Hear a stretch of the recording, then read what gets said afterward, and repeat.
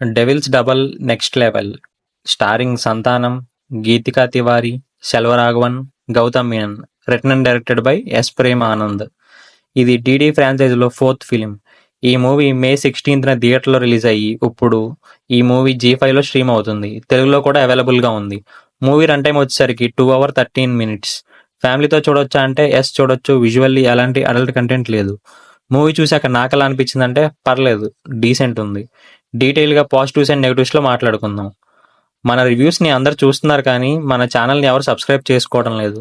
మా ఎఫర్ట్కి మీరు ఇచ్చే సపోర్ట్ అంటే సబ్స్క్రైబ్ చేసుకోవడమే. Please do subscribe our channel for more genuine reviews. ఇక కథ విషయానికి వస్తే, సంతానం యాజ్ కిస్సా 47 ఒక మూవీ క్రిటిక్. అయితే ఒక మూవీ డైరెక్టర్ కిస్సా 47ని బ్యాడ్ రివ్యూస్ ఇచ్చాడని తనని అండ్ వాళ్ళ ఫ్యామిలీని తీసుకువెళ్ళి ఒక మూవీలో పడేస్తాడు. ప్లాట్ అర్థం కాలేదు కదా? అదే మాస్టారు, హర్రర్ మూవీస్లో హీరో ఒక బంగ్లాలోకి వెళ్తాడు అండ్ అక్కడే దెయ్యాల మధ్య స్టక్ అయిపోతారు, బయటికి ఎలా వస్తాడనేది మూవీ కదా. అలాగే ఈ మూవీలో కూడా హీరోని అండ్ వాళ్ళ ఫ్యామిలీని ఒక మూవీలోకి పంపిస్తాడు ఒక డైరెక్టర్. ఆ మూవీలో ఏంటంటే వాళ్ళ ఫ్యామిలీకి థ్రెట్ ఉంటుంది. వాళ్ళ ఫ్యామిలీని మూవీ అయ్యే లోపు కాపాడగలిగితే మూవీ నుంచి బయటికి రాగలడు.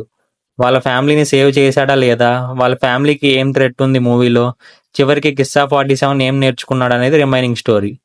లవ్ స్టోరీ పెట్టకుండా మంచి పని చేశారు. అండ్ ఈ మూవీ అంతా ఫ్యామిలీని సేవ్ చేయడం అనే పాయింట్లో వెళ్తుంది.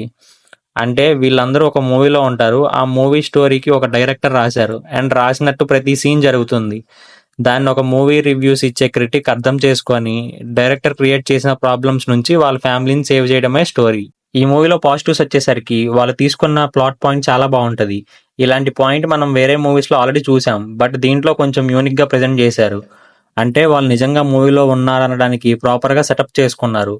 Sub title, slow motion and end cards అని కొన్ని సీన్స్ బాగా రాసుకున్నారు అండ్ బాగా వర్క్ అయినాయి కూడా.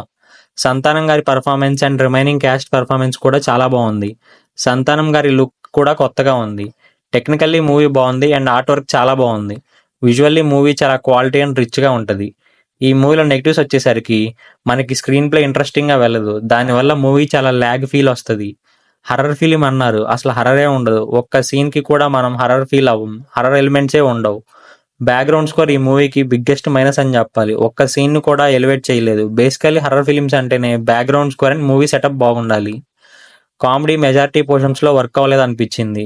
రాంగ్ టర్న్ మూవీలో వచ్చే కిల్లర్స్ మేకప్ని ఈ మూవీలో సేమ్ టు సేమ్ వాడేశారు అండ్ వాళ్ళ బాడీ లాంగ్వేజ్ని కూడా సేమ్ ఉంది. నా ఫైనల్ వర్డిక్ట్ వచ్చేసరికి పర్లేదు, చూడొచ్చు, one time watchable. That's it for today. మళ్ళీ ఇంకో రివ్యూతో కలుసుకుందాం.